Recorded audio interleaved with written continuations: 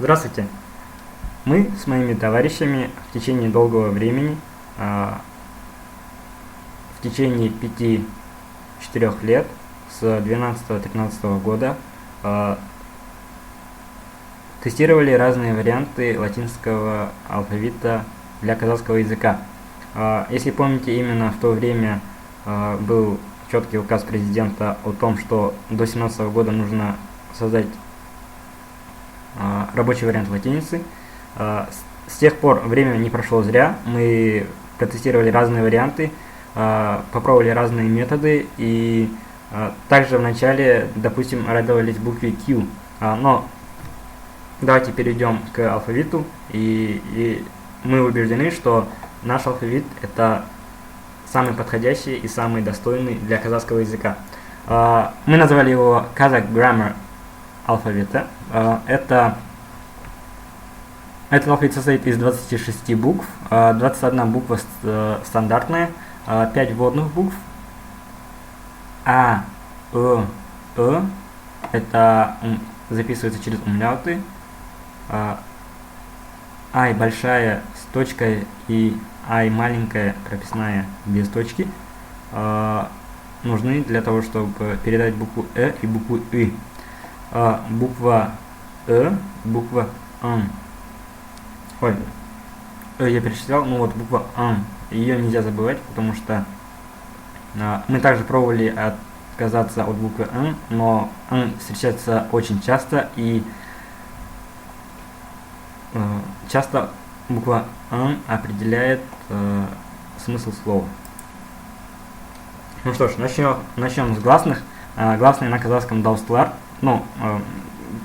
Перейдем к казахской терминологии, потому что говорим о казахском языке все-таки. Жуан дауслар это А, О, и женский дауслар это Е. Здесь женский дауслар записывается через умляуты, то есть если это женские, то есть точки, кроме буквы Е. То есть легко запомнить визуально. Если есть точки, то это женские, и буква Е вместе с ними. Потому что звучит так, женские. И жуан это А, О, У, то есть О и И. Пойдем дальше. Жумус класса это рабочая версия, которую предложили нам, вот это 9 месяц 11 числа. Нам предложили латиницу с прямым транслитом, то есть остается английская раскладка, а казахские буквы передаются через диграфы. АЕ это буква вот еще раз буква буква Ж передается как буква Z и H. Почему-то буква И краткая передается через букву J, хотя в таких названиях как Нью-Йорк, Ямаха или Yellow в качестве буквы И краткая выступает буква Y. Мы так и сделали. У нас буква Y, буква Y это И краткая. Давайте сравним. Сразу бросается в глаза то, что вариант Kazakh Grammar, который мы тестировали очень долго, короче и чище. Если брать такие слова и такие, порядок гласных и согласных более равномерный. Об этом я еще остановлюсь. И давайте посмотрим на слова Кайша и Кна, как они записываются в рабочей версии и в версии Kazakh Grammar. Здесь буква К записывается как К, как К, а буква К записывается как Q. В нашем случае буква К записывается как К, и буква К записывается как К. Возникает вопрос, как мы будем отличать и почему две разные буквы это одна и та же буква, то есть две по звучанию разные два звука перешли в одну букву. Не волнуйтесь, я вам все объясню, вы все поймете, и это очень легко. Начнем. В 1928 году товарищ Яковлев в труде «Математическая формула построения алфавита» сказал: Согласные твердый «х» и мягкий «к», равно как твердый «г» и мягкий «г», являются по существу не 4 самостоятельными фонемами, а лишь 2 фонемами, твердые и мягкие оттенки которых проявляются лишь в зависимости от твердости или мягкости целого слова. Объясню это на примерах.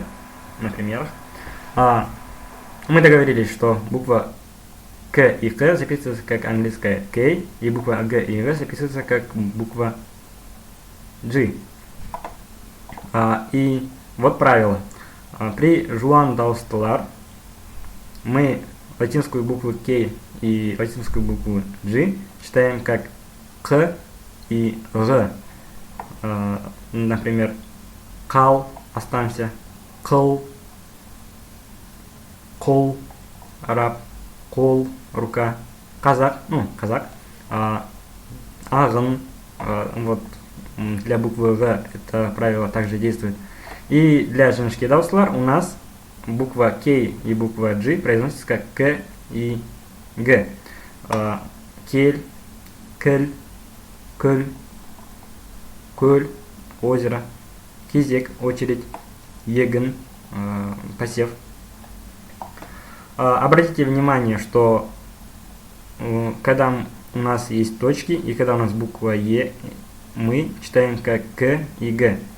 А когда у нас нету точек и когда у нас нету буквы Е, мы читаем как К и Г. Вот это то правило, которое мы хотим донести. Нам повезло с казахским языком, у нас отличный язык, у нас есть такие замечательные закономерности, и их нужно использовать. Их даже используют другие тюркоязычные соседи. Это туркмены и кыргызы. Они на протяжении долгих лет используют это правило, и они не потеряли того звучания буквы К и буквы Г. Даже если вы спросите у кыргыза или попросите прочитать Кыргызстан, они скажут Кыргызстан, потому что они привыкли так читать, хотя там не написана буква К явно. И это говорит о том, что при отсутствии буквы К и Г отдельных мы не потеряем этот звук, и это отлично. Теперь насчет буквы Ш. Тоже шло много споров, как записывать букву Ш. В протурецких алфавитах Ш пишется через такие вот рожки или через хвостик. В варианте, который предложили нам вчера, сегодня 12 число, предлагается записывать через SH. Это долгая история. Мы исходили из того, что буква С освободилась, первое. Второе, буква С это такая стандартная буква, для нее не надо вводить других букв, и букву С легко и быстро написать, и ее легко и быстро прочитать, потому что при наличии рожек и элементиков таких снижается читабельность текста. Мы еще продемонстрируем это. И вот еще один аргумент, это то, что наши мудрые предки в 29-40-х годах уже использовали букву С как Ш. Шаш, шалбар, шөп, шаруа, шукр, слава Богу, шеше, мать, шана, сань и ешка, козел. На этих примерах ясно, что ничего страшного не произойдет, если мы выберем букву С как Ш. Это, наоборот, пойдет нам на пользу и оптимизирует наш язык. И поэтому мы не хотим отдавать букву С под букву Ч и под букву Ц, которые встречаются у нас очень и очень редко, и то во вводных словах. Потому что в казахском языке, чистом казахском, нету буквы Ч и нету буквы Ц. Поэтому отдавать этим буквам целую букву С это очень дорого. И давайте сравним, что будет, если мы примем букву С как Ш. Это рабочий вариант. Ше, шу, ше. Обратите внимание на количество согласных. И шишуше, тоже обратите внимание на количество согласных. Далее шале, платок, шале, ну, тоже платок. И ашхтак. Вот, обратите внимание, как я читаю также, потому что здесь у нас жуан дауслар, здесь нету точек, и поэтому мы читаем кашактак. Мы читаем не потому, что здесь нету точек, а в первую очередь потому, что это жуан дауслар. А правило с точками это просто для запоминания, для начального момента. А дальше вы уже на слух и интуитивно будете определять, это буква К или это буква К. Вот, можете сравнить длину. И также обратите внимание еще раз на порядок гласных, то есть согласных. В казахском языке есть правило, что две согласных не могут идти подряд. Только если это не соединение, там окончание, допустим.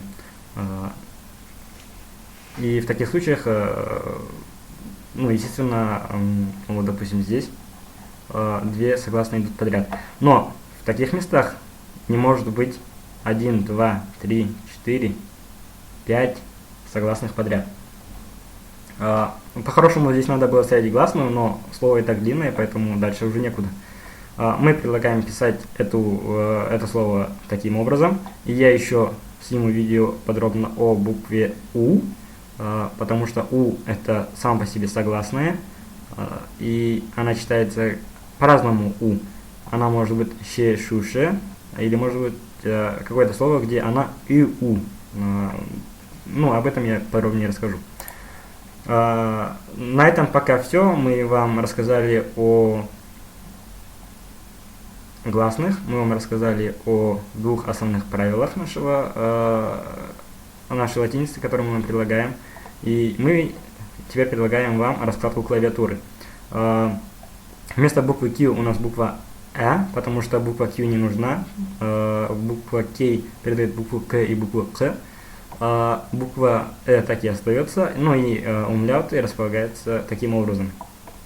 Мы создали такую раскладку, программу, которая устанавливает такую раскладку на Windows, macOS и Android. Поэтому вы можете скачивать вот QR-коды. И также я добавлю ссылки видео под видео в описании. И, пожалуйста, пользуйтесь на здоровье. У нас на это ушло ну, не так много времени, хотя мы старались. И напоследок задание. Сразу скажу, что здесь есть одна ошибка. Ну, описка. И ну, тому, кто найдет, тот будет молодец. И также прошу вас выбрать тот вариант, который вам нравится больше. Ну, вдруг вам понравится рабочая версия, которую предложило государство. Ну, то есть не совсем государство, а определенные институты. Вот, это стихотворение Келебалар Оклок. Идемте, дети, прошу прощения, идемте, дети, читать. Ну, вот, всего хорошего. У нас, еще раз повторю, отличный язык, у нас отличные закономерности в нашем языке, и если мы будем их сохранять и развивать, то наш родной язык пойдет очень далеко. Желаю вам всего хорошего, ждите новых видео.